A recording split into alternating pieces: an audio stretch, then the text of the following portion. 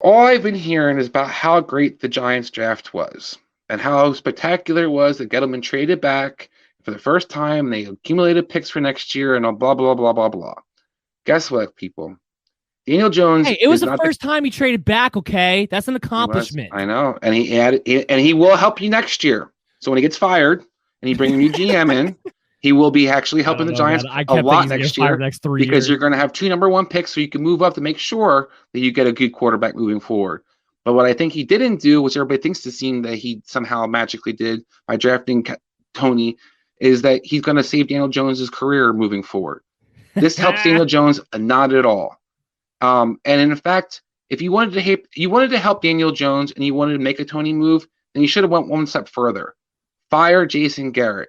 As long as Jason Garrett's going to be your offensive coordinator, you have no chance to be able to use this guy in any kind of capacity that means anything to the NFL.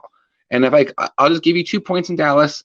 I'll go Tavon Austin and I'll go Whitehead. I forget the first name was.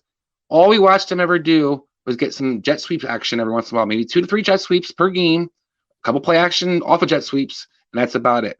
That's what Toney's going to do. But he can play out of the backfield. You have somebody called Saquon Barkley. So I don't think he's really going to be playing out of the backfield. But he can line up in a slot. I'm sorry, you have Shepard, you have Ingram. So why would I be throwing the ball once again? The guy who only played the receiver position last year and only had 60 snaps at the receiver position total. Yeah, he lined up all over the field. Yeah, he lined up at the backfield and lined up all over the place. Great, wonderful. He can't run a route to save his life. Yes, he's explosive. Yes, he has a lot of speed. I think Cordell Patterson has similar attributes. I've seen a lot of guys come out of college with similar attributes. Not worth a first-round pick, and definitely does not help the Giants and what they need to improve on. The rest of the draft, go ahead. No, I was just. This is what I had to say about David Gettleman and Jason Garrett. Prepare to be flushed. Now, I usually don't get to use that drop until we're actually in the season because that's the dumb player drop for those of you just joining the show for the first time or this off season. But man, oh man, if I could dump Jason Garrett and David Gettleman, I would in a heartbeat. For everything you just said, this was a waste of a first round pick. If they took Kadarius Toney in the second round, fine, wouldn't kill it the way we are. The fact you take him in the first round, that means he's supposed to be a contributor of some sort. He's not going to be a contributor on this team. Now, there's one pathway that I see him getting on the field in 2021 in a more than gadget role. And it's a pathway that's not necessarily that unlikely, which is Sterling Shepard getting injured, which he has done every single season. And then they just go ahead and thrust Kadarius Toney into the slot receiver role. But this is where what you said comes to very much in effect, the fact that this guy is not a good route runner. And he's going to have to play the slot receiver position where unless you're just a seam stretcher, which maybe turns out that that's all he winds up being. But if he just winds up being a seam stretcher from the slot, well, then what the heck is Darius Slayton and then Kenny Golladay? Are you just running vertical offense? Is that all you're doing? Because that's what Evan Ingram, that's all you'd be set up to do. Sterling Shepard's really the only one who actually runs good option routes in and out in that entire receiver group. So as long as everybody's healthy, Kadarius Toney's not going to be on the field in any kind of significant way. So 2021's out. As far as moving forward, Toney probably, I want to rephrase this.